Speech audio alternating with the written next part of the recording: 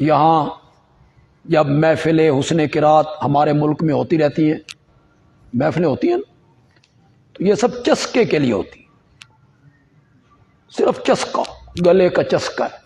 وہ جو میرے آقا نے فرمایا تھا نا کہ وقت آئے گا میری امت پر قرآن یہاں سے اوپر اوپر ہو، اندر کوئی، بالکل اس کا نمونہ ہے ہماری محفل حسن قرات۔ مصر کے قاری ہیں بالکل چٹ مٹ، سر پہ کوئی ٹوپی شوپی نہیں، یہ ٹوپیاں یہاں لیتے ہیں۔ مجھے مولانا قاری طور رحمان عابد صاحب ہمارے گجرانوالہ کے ہیں، مجھے وہ کہنے لگے میں نے محفل حسن قرات کروائی، مصر کے ایک قاری صاحب کو بلایا، تو میں نے کہا ہمارے ملک میں قرآن کا بڑا ادب ہے، احترام ہے، سننے والے بھی سر ڈھانپ لیتے ہیں۔ وہ عورتیں جو سر پہ دوپٹہ نہیں لیتی، تلاوت شروع ہوتی ہے تو وہ بھی دوپٹہ لے لیتی ہیں۔ تو ہمارے ملک میں احترام ہے، تو آپ بھی ذرا ٹوپی کر، تلاوت کرتے ہوئے نا ٹوپی کر۔ اس نے کہا میں نہیں کر، یا تلاوت کرا لو یا ٹوپی پوا لو، میں نہیں کر۔ فیصل آباد کے ایک مولوی صاحب تھے، وہ خطیب اچھے تھے اور بڑے فنکار خطیب تھے، فنکار۔ اب خطابت بھی فنکاری کا نام ہے کہ صرف ہمیں سنو نہیں، ہمیں دیکھو بھی۔ پھر یہ باقاعدہ کئی خطیب جو ہیں یہ میک اپ کروا کے آتے،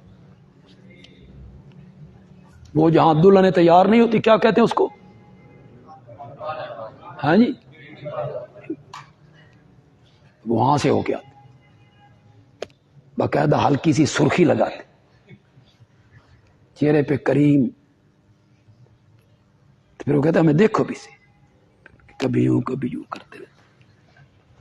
تو وہ مولوی صاحب جو تھے ان کی تقریریں میں نے بھی سنی، بریلوی مکتب فکر سے تھے، لیکن ختم نبوت کے عنوان پہ اکٹھے ہوئے تو میں نے بھی ان کی تقریریں سنی۔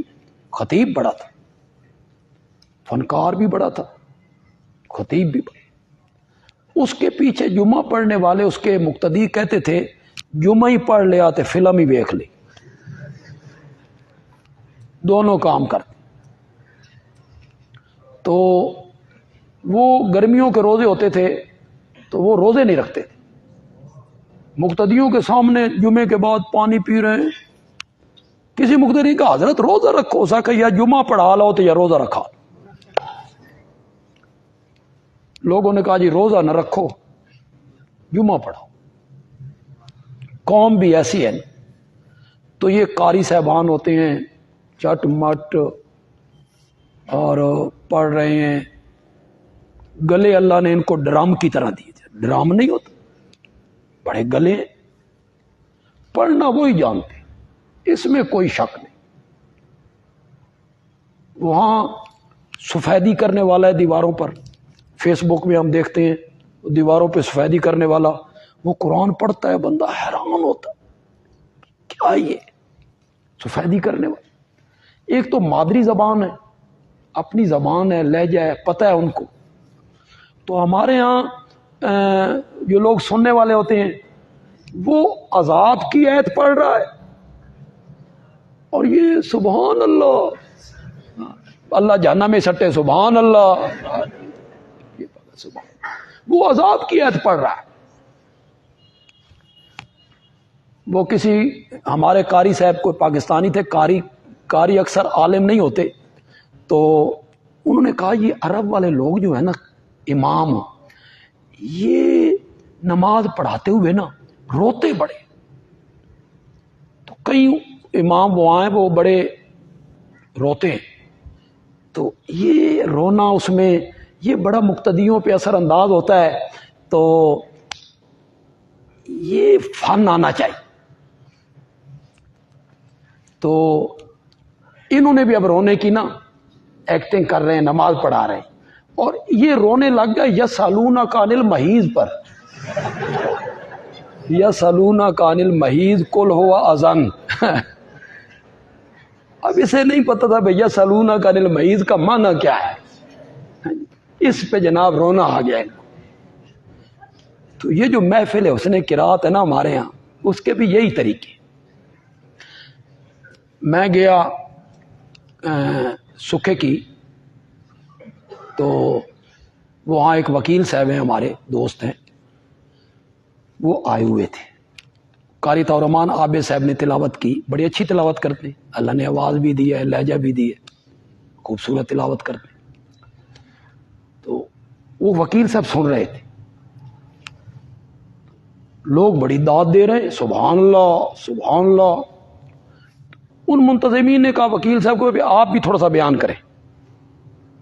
تو وکیل صاحب نے لوگوں سے پوچھا کہ یہ جو قاری صاحب پڑھتے تھے قرآن اور آپ سبحان اللہ کہتے تھے، تو آپ سمجھ کے کہتے تھے کہ یہ کیا پڑھ رہے ہیں؟ کہ جی نہیں. تو کیوں کہتے تھے؟ کہ یہ اس لہجے کی وجہ سے، وہ جو قاری صاحب کا لہجہ نہیں، آواز نہیں، سانس لمبا، اس پہ سبحان اللہ ہم کہہ رہے ہیں. تو قرآن نے تو یہ کہا ہے کہ عذاب والی ایتیں آئیں تو ان کے رونگٹے کھڑے ہو جاتے، ڈر جاتے ہیں، اور رحمت والی آئیں ایتیں تو ان کے دل کیا ہو جاتے ہیں؟ نرم ہو جاتے ہیں. ذالک ھدی اللہ، یہ ہے ہدایت اللہ کی. ہدایت دیتا ہے جس کو چاہتا ہے. جس کو اللہ گمراہ کر دیتا ہے نا، کون ہوتا ہے وہ؟ معاند، اس کے لیے کوئی ہادی نہیں. افمن یتقی، تقابل ہے جی مشرکین اور مومنین کے اوصاف کا تیسری بار. کیا پس وہ آدمی جو روکتا ہے اپنے چہرے پر سوء العذاب، برے عذاب کو، قیامت کے دن، ڈھال بناتا ہے چہرے کو.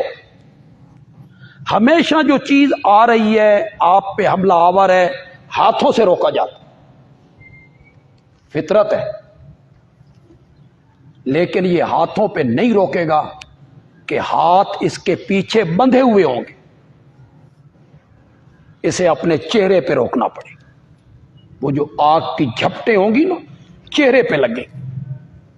کیا پس وہ آدمی جو ڈھال بنائے گا اپنے چہرے کو برے عذاب سے بچنے کے لیے قیامت کے دن، کمن ہوا لیس کذالک،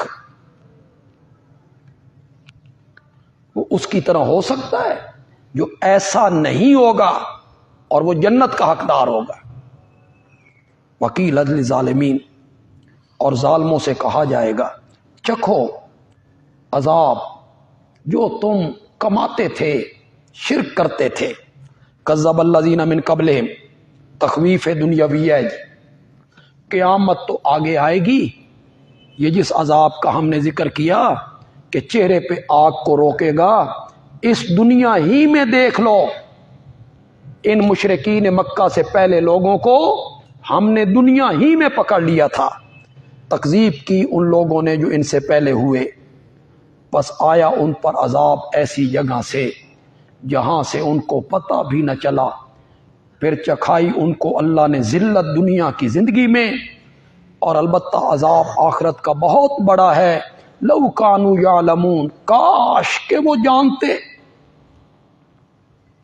وَلَقَدْ ضَرَبْنَا لِلنَّاسِ فِي هَذَا الْقُرْآنِ، تمہید ہے جی آنے والی تمثیل کے لیے.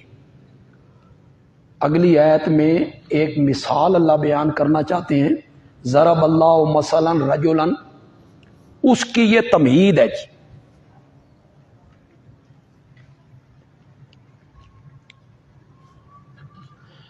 ہم نے بیان کی لوگوں کے لیے اس قرآن میں ہر قسم کی مثالیں، ہر قسم کی داستانیں، کہاوتیں. کیا مطلب؟ دلائل، تخویفات، بشارات، مثالیں، ہر طریقے سے سمجھانے کی کوشش کی.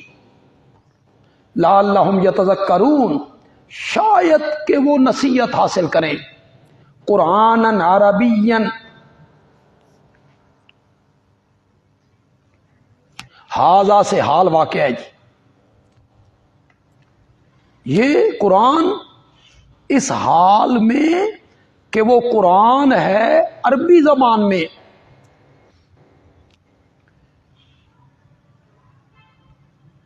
اس قرآن کا ایک حالت یہ ہے عربی زبان میں